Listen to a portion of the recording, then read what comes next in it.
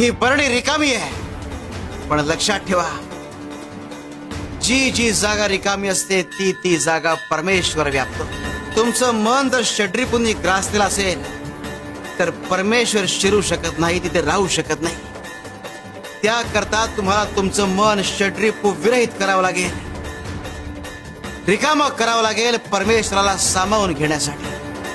अन्यथा षड्रिपूंनी ग्रासलेल्या मनाला आणि मनुष्याला केवळ तडाखाच मिळतो.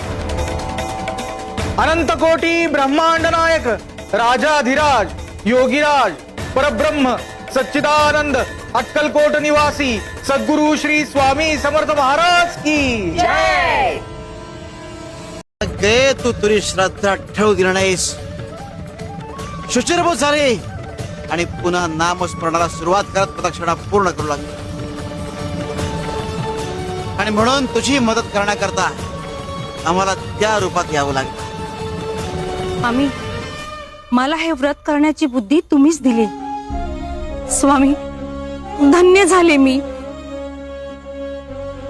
पण काही लोक मोहाला बळी पडतात, देवाचं नाव सोडतात, सत्संग सोडतात,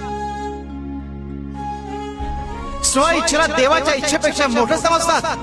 अरे पण तुमची श्रद्धा जर खरी असेल तर कुठले षड्रिपू जरी आले तरी तुमचं काही बिघडू शकत नाही.